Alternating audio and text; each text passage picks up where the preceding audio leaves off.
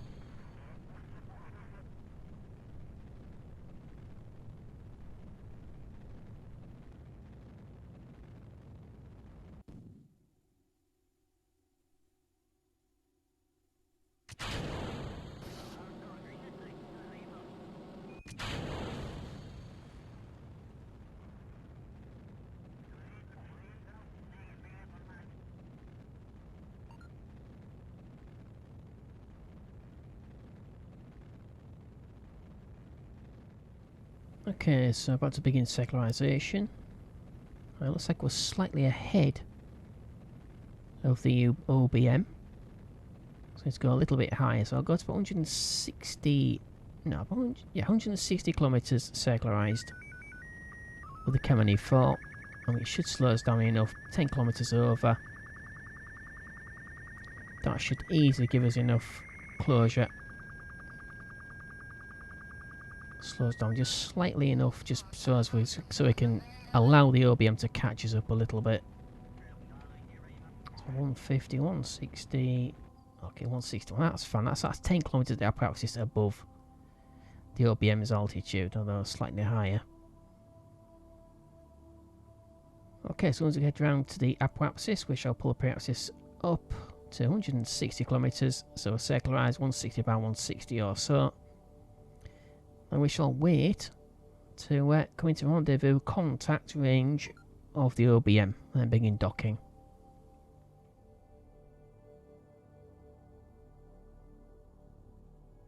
Okay, so just approaching, just coming to 35 kilometers distance from the target. Unfortunately, I had a reaction wheel failure, so I have to rely on the RCS more. So I'm going to need at least some of the monoprop from the OBM, the booster module, transferring over to the spacecraft because we've lost quite a fair bit extra. I didn't really want to use the RCS too much. So future flights with the Kemini, at least this particular specific command module, we're going to need some auxiliary parts. Some more monoprop, I think, and an extra reaction wheel just in case we get another failure. Okay, so total transfer is about 57 minutes. I'm not going to try and hurry that up. We've got plenty of food, water and oxygen. It's monopop we don't have. And I can't hold it on target without using the RCS. For some reason, every time you put the SCS on, even just stability, it's running the RCS constantly. Even when it's on target. Okay, so about, it's going to be at least an hour before we get to dock with the OBM.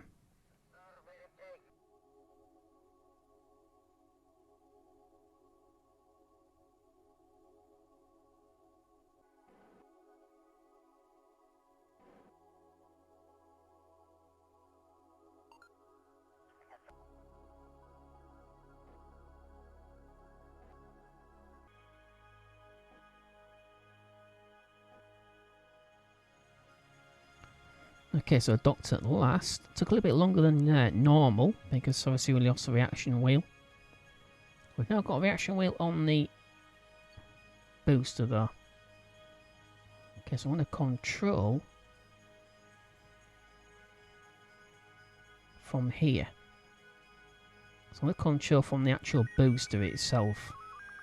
Because for some reason this is the Corvus command pod. It's one of the Kemini, or one of the Gemini style, or Kerbalized Gemini command pods. Yeah, so we've got... But for some reason, this particular command pod doesn't allow you to reverse your direction of control. You've got to mess around pointing the wrong direction, or we'll control from the boost like we have done. Okay, so let's head to the map view. We should be okay for monoprop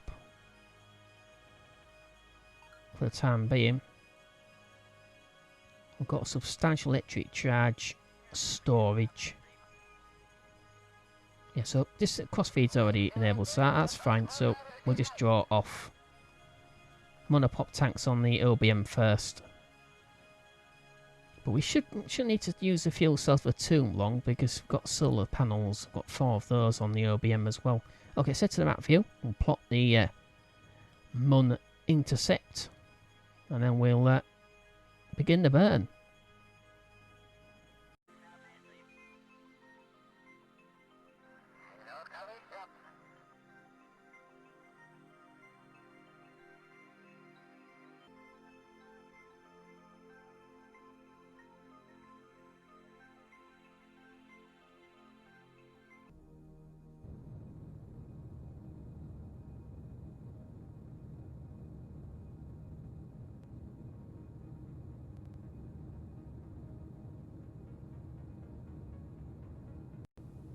Okay, so almost there.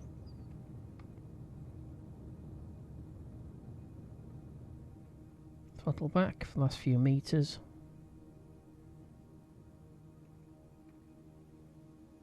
Okay, 2 meters a second.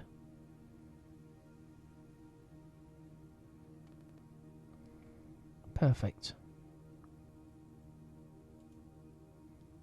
Okay, so that's a quite useful assembly. So we've still got half of our Delta V left in the booster stage. LH2 powered, just like before, the Mercury. Substantially larger and more Delta V.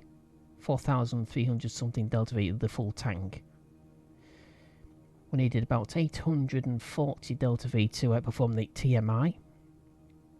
So that leaves us with 2,611 meters per second, that's total. That's in the entire spacecraft. Okay. Let's set to the map view, see exactly where that burn took us to. It should be about 50 kilometers off the surface. Okay, I was a little bit late initiating the burn. It's taken us a little bit too high.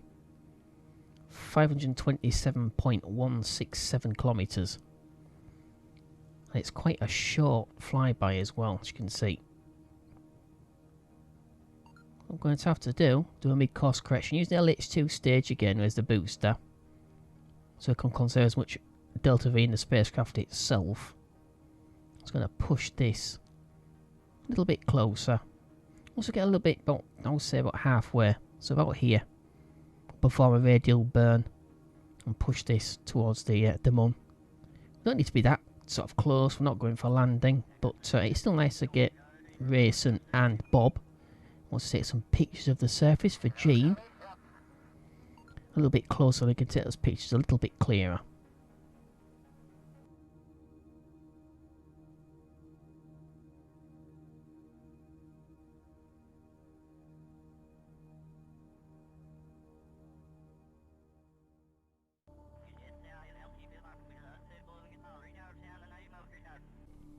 Okay, so we performed the mid-course correction and brought the pre-axis down to just under 50 kilometers. About 49.5, 49.5 kilometers. Also just slightly over. So we've got 58 minutes, so we'll burn here. Perform the capture burn using LH2 tank again. Circularize your orbit as best we can. Don't use too much Delta V. Want to conserve as much Delta V as possible in case we get another leak, which is entirely possible. And then we won't be able to leave the Mun's influence and get back to Kerbin safely. So we're not going to be doing that, so I'm going to use it as lightly as possible, just to circularize as best we can. And we'll perform the 2 science missions that we have. Science equipment, a D5 and D8, which is actually built in. You can actually install those into the command pods themselves. So we've got 2 slots in the Kemini, so we use both for D5 and D8. So we're running those while in orbit of the Mun. Okay, so we've got about 57 minutes before we perform the capture burn. Okay, a few seconds before the burn begins. 1 minute 5 second burn at full throttle. It should bring us into a nice orbit of 150 by 50 kilometers. Okay, here we go. 3, 2, 1.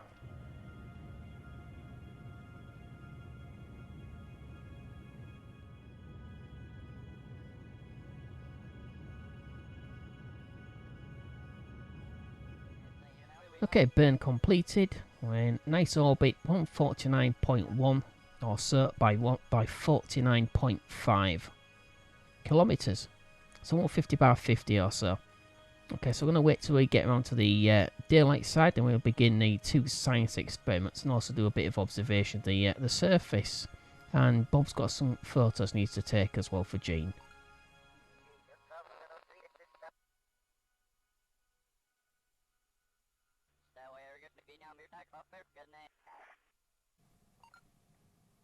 Can I shut the LH2 stage down for now because we happen to touch the throttle. Got a nice Kerbin rise. That's nice. Okay, start these 2 experiments. We'll try the D5 first. And it should actually tell us what they are. I can't remember what they are. They do actually represent something, D5 and D8. Like micrometeorite study, radiation studies and things like that. But it tells you once it's finished. So you can see the lab time here. 0.10. I believe that's about 10 minutes. So leave that running about 10 minutes. As you can see, we can't run both at the same time. And we can't fix the reaction wheel. No, this... Oh, wow. Okay. I don't know why it actually fixed though. Let's see, shall we? Reaction wheel's normal. Oh, wow. Okay. So Bob, even though he's a scientist, he's actually doubled up as an engineer and repaired the... I tried that earlier on and he didn't seem to want to repair it. Oh, that's good. Excellent. We're not really need it. We've got the one on board the OPM now. Okay. Well, that's future reference. Excellent. Okay, so we've got a few minutes and we'll let D5 complete. We'll have to complete it and then finalise it. To finalise each experiment and then store it. It should tell us what it is. Then we'll run D8 straight away afterwards.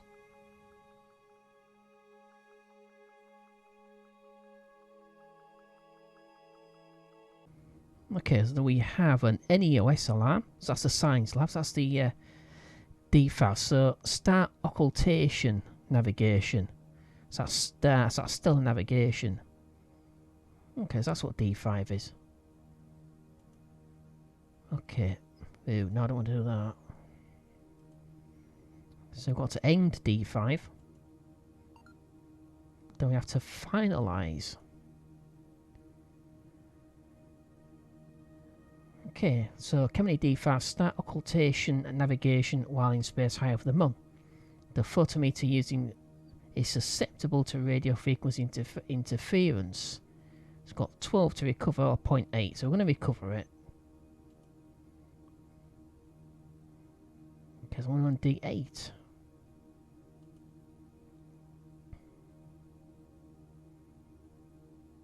Okay, so that's going to take a little bit longer. It's about 10 minutes, so that's about 15 minutes. So it's finished. We shall figure out exactly, we'll find out exactly what it is. I believe it's radiation study. The D8, which I've already run before during a test.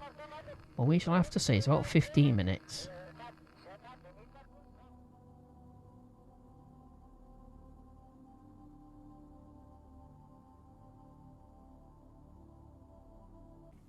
Okay, so D8 now complete, and I was correct. It's spacecraft radiation level. So that's what D8 is. Okay, once again, we'll finalise. Oh, end first. We'll finalise D8. Okay, so we are Kemini D8. Spacecraft radiation level while in space high over the Moon. There's an area over an ocean with high radiation. I don't think there's an ocean on the Moon. 13.2, excellent. So that gives us access to 160 points at least of science now. So it should do. So that's both experiments, D5 and D8. And that's at last, the contract is complete. Got some money at last. 35,294, not a huge amount, but it will help. 6 science, more science, excellent, and 98 reputation. So in total we have 100. Oh no. Oh yeah, of course we've got to return them, haven't we? Excellent. Okay, so we've got well over 160. By the time we get D5 and D8 back, splash down successfully, we'll then unlock, I believe it's called Precision Engineering Tech Node in the R&D building. We can get access to the new dishes and antenna, so we can actually do an actual proper mission around Duna and beyond. Okay, so I'm going to leave Ray and Bob. Bob still needs to take some photos, so I'll leave them in orbit for a few hours and then we shall come back to them and then begin the journey home by burning in the opposite direction and leaving the SOI of the Moon and then returning back to Kerbin.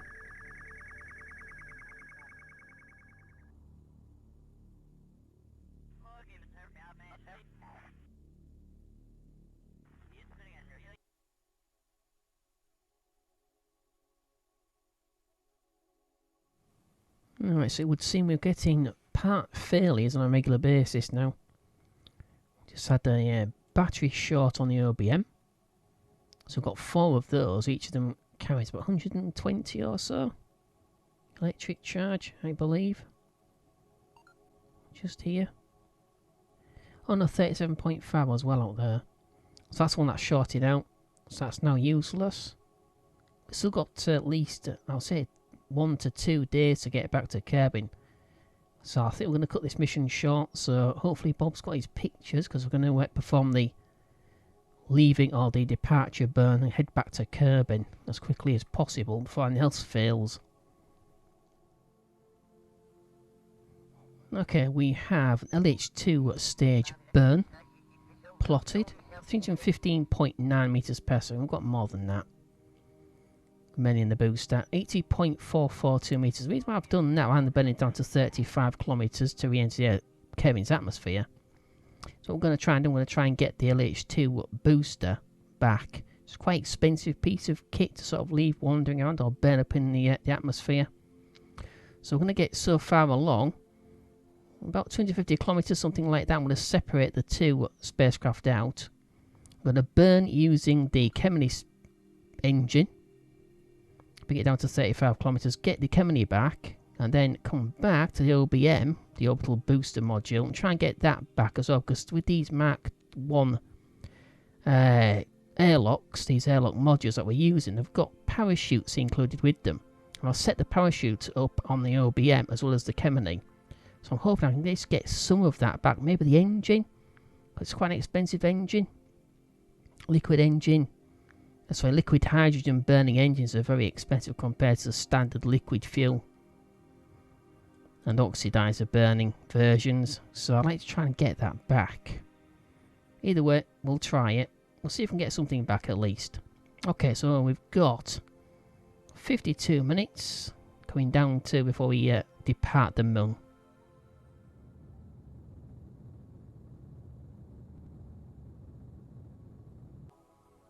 Okay, we have 81.381 kilometers.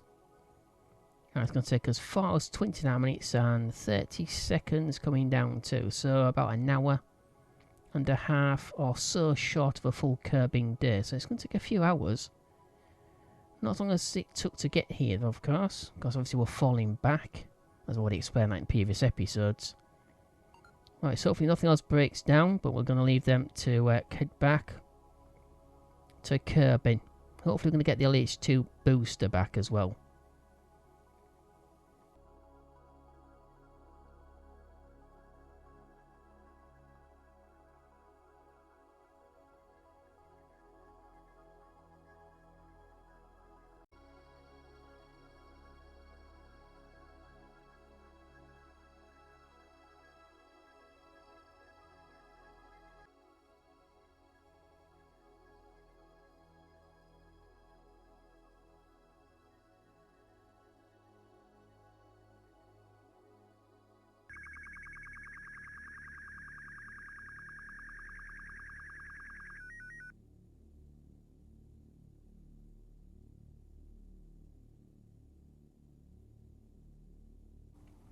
Okay, we're a number of hours still from Kerbin, and we have suffered another failure.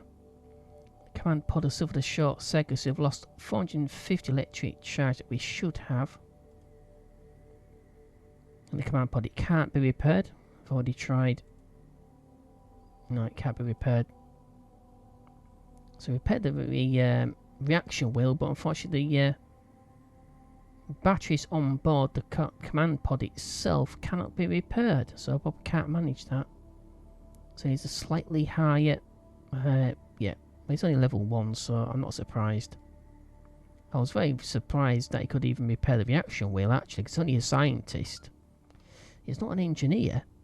Bill's the engineer, but he got one of Bill as well. We've got 2 scientists, we've got Bob and Leela, obviously.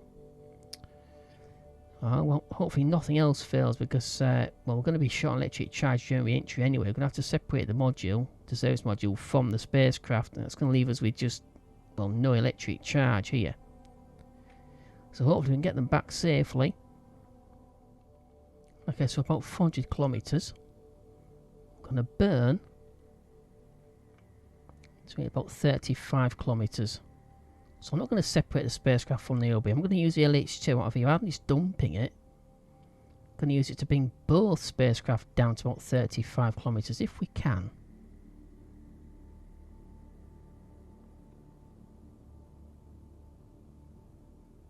It should just have enough delta V to bring it down into the atmosphere at least. 40 meters a second.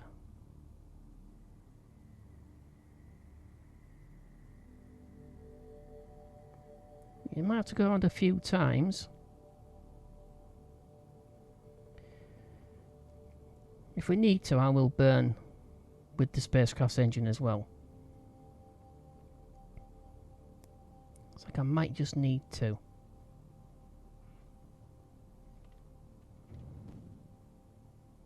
Okay. So let's switch the control into here. Just switch us around automatically to face retro. Let's bring this part down. Now, did I actually activate this engine? I can't remember. I don't think I did, but I'm not going to stage it, just in case we lose something. Got enough monoprop. As we should have. Yeah, because this engine is very expensive. I want to try to get this back at least. So hopefully we'll splash these two down. So I'm going to hop across to the OBM and face it retro. We probably won't get much of it back, but I might get some of it back. So we'll hop across. I'm going to leave the service module attached to the Kemini because obviously we've had the circuit, the short circuits. We've got no electric charge in the command pod anymore. We're relying on the 10 points of electric charge we've got in the service module, so I'm going to leave that attached till we come back. Thank you. Okay, we'll point retro. We've got 412 out of 450 electric charge. We won't need that much. So can we store these? I don't think we can.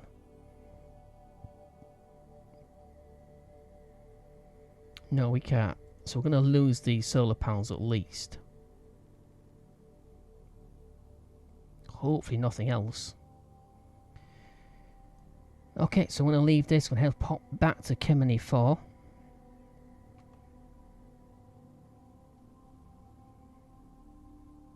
Okay, all I've got to do now is wait till about 80 kilometers off the atmosphere, and then going to separate the third module. So we'll spend as little time as possible without an electric charge here, because otherwise I might suffocate. We don't want that to happen.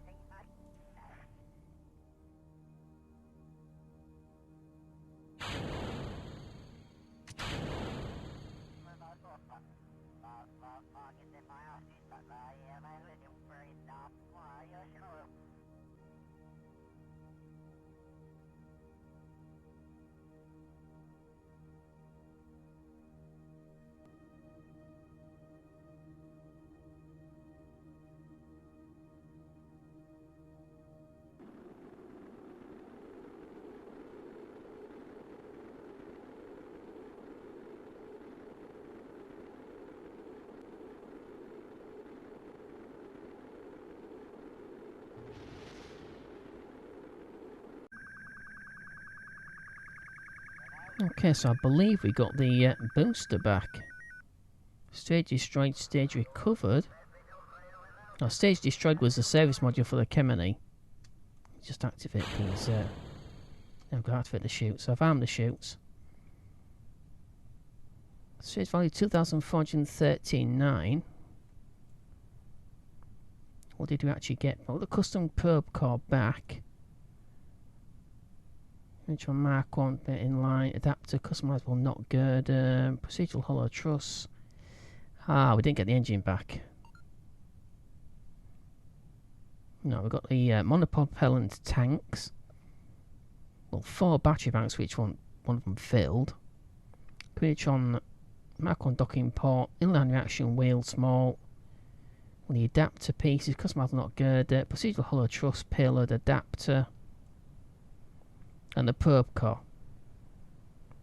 So the most expensive part was the engine. That's the only part we didn't seem to get back. Apart from the solar panels, obviously, is one which obviously we can't retract those, so I'm not going to get those back. 60.2%. Some of us see 1.27. Need less than 12, so that's not bad. So yeah. So unfortunately we don't get the engine back, which is probably obvious. Alright, let's take these two splash down and recover them. And I'll head back to Space Centre. Okay, so Kemini 4 fully recovered, at least what parts we did actually get back. Got 25.5 science, which gives us 185.6. We got some science from recovering part of the booster. Unfortunately, disappointing we didn't get the LH2 burning engine, which was the most expensive part, which was the only part I really wanted back. You know, never mind, can't be helped. So we've got 12 signs from, star occultation, navigation, and radiation level at 13.2. Recovery vessel returned from orbit from Mun, and that's 0.3. Okay, not bad. 1574. Obviously, when you got the command pod back. That's nice. Yeah, one experience gained for each of them. Ooh. Alright, got 740 reputation now. Any ribbons? Yeah, it's done that again. Yeah, for some reason I can't click through on that particular window. Okay. So each of them got, resetting 50 or more science points. So they both got that. Rayson got Mach 4 below 30 kilometres. And Bob got, if we complete 10 or more contracts. And they both got Mun orbit ribbon. Or if orbiting around Mun. Yeah, so they both got the same one. That's not too bad. Alright, so we've got part of the booster back as well. And when it's about D5 in orbit on the Mun. We take to, I thought we collected this. Okay, so I've got another 35,294 for D5. As well as D8. 6 science and 98 more reputation. That's nice.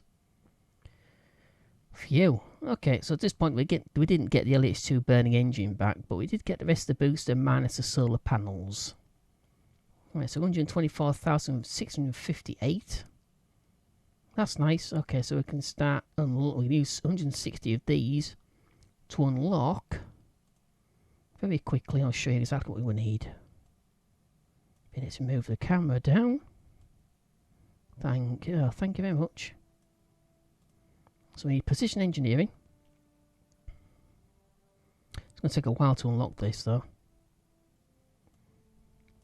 So we've got the C3 relay antennas, that's a relay. Be used for direct as well. Gives us with the L3 DSM, which is what we have, level 3, is 22.4 gigameters.